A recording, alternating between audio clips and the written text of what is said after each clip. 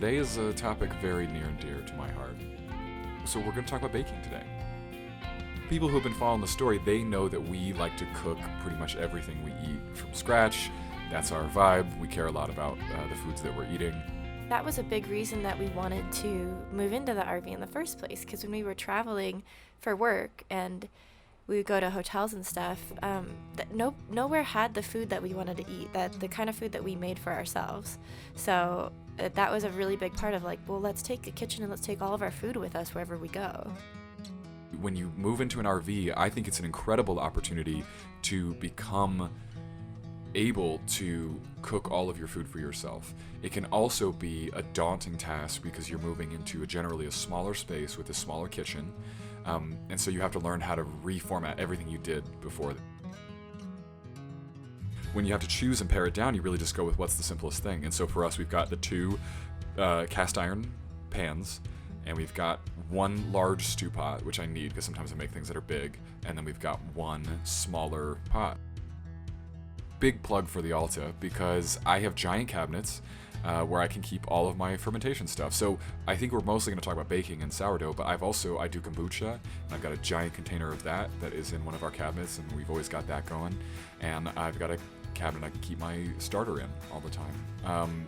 So for anybody who needs a little background here, sourdough bread, instead of using conventional yeast that you might buy in the grocery store, you're going to use a starter, which is sort of a living colony of wild yeast that you then add into your different bakes. And so I always have to have that around, and you have to feed it. You literally have to feed it flour and water every day for that to stay alive and keep doing its thing. It's its own pet. It is a second pet. Yep. And my pet is a lot less of a pain in the ass than your pet, if we're being honest, though. I know, it does a lot more for us, yes. too. My pet feeds us. Yeah. Yours just kind of makes messes. And he yells at us when he's hungry. Bread in general is a really great food group for us. It is carbs, and when you use the right flour, it is a ton of protein, too. That's all gluten is. If you break it down in the right way, if you use a starter to basically pre-digest it and ferment your bread, what that means is going to be way more digestible for your body. All the way to the point where it literally causes you to have like a lower glycemic index spike after you eat this bread. It is the holy grail of food. I always thought that part was really cool. It is the guilt-free carb. Yeah. It's been like a really good transition for both of us, though, because we've both had our own stomach issues for a long time. And then once we started switching to sourdough and eating all of our own food and like really paying close attention to the ingredients that we use, our stomach problems are like so much better. So I've got the starter, and it is a task. I have to take care of it every single day. But we make so much food from it, and we make so much affordable, healthy, great food. You can make basic bread, a loaf of bread called a boule. I make buns for burgers and sandwiches, BLTs. We make bagels. I love to make Asiago bagels, very tasty. Side note, I have made pretzels. Those are also quite good. Similar process, because you have to give them a bath first. I make tortillas, which we've made for some excellent tacos and rancheros and all those great things.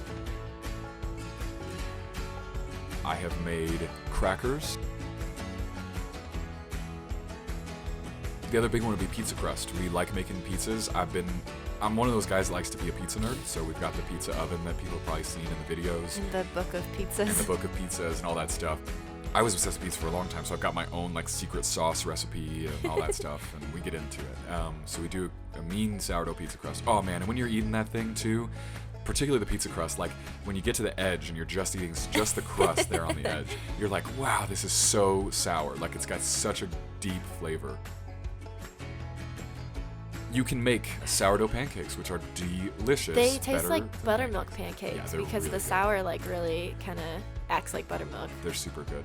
Yeah. And then the final thing would be cookies, of which we love the most, I think, chocolate chip cookies. Yep. And also, I have made snickerdoodles, and I've made peanut butter cookies. Yeah. And that credit goes to Hannah Dela Cruz and her book, Sourdough Every Day, who I had on my podcast. She has the cookie recipe. I think that there is a challenge to moving into baking in an RV. Generally, no matter what, you're going to have less counter space. Although the nice thing for us was we never had that much to begin with because we only ever lived in a one-bedroom apartment with tiny counters. True. So I didn't have that much that I was missing. One of the reasons we bought our first East-West RV, which was the Silver Lake, was because it had an island in it, and that opens up a lot more counter space for us. And then getting into the Alta, we chose the Alta that has the island as well, because given our lifestyle and the way we cook, that is such a huge, it's just a game changer having an island right there. The next challenge is going to be the challenge of the oven. So the oven we have now, and most RV ovens you're going to find, they're going to be pretty small. They may be like wide enough, like 14 inches to cook pretty much anything you want, but in terms of height, they're not going to be that much. And that, truthfully, that doesn't matter all that much for most people. I get that. For a sourdough baker, however, height is all the difference because I'm trying to make a loaf that's going to rise really high.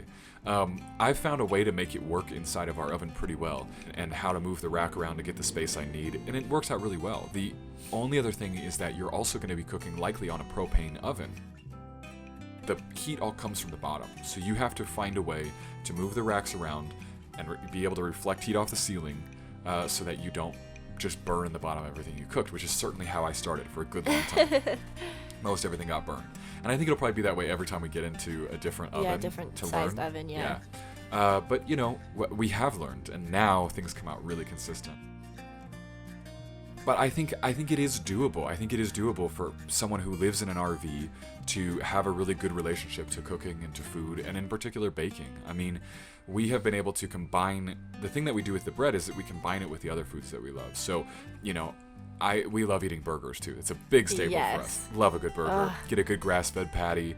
It's another one of those things that feels like a cheat, but it's all good for you. Yeah, if you do it right. That's like the whole goal of our lives, isn't it? Yes. Another Alta plug. We have the outdoor grill, which is great. We used to have like a camping grill that we would just like put a pan on, and that was okay. But like having a grill right there is badass. Yeah. So going out and pop some burgers on, and then I'll make burger buns. What we do here is as few simple ingredients as possible. I like to make things look pretty. I think the food does look pretty, but it's way not about that, and it's way not about those little details. It's way more about like, what is consistent? What can I do that can help us have baked goods whenever we want them, that are good for us, that keep our shelves full? And it's just like everything else that we do on the road. It's about taking our power back to say like, we are free and we are in charge of ourselves, and this is what we want to do. Being independent. Yeah. Yeah. There you go. That's why we cook.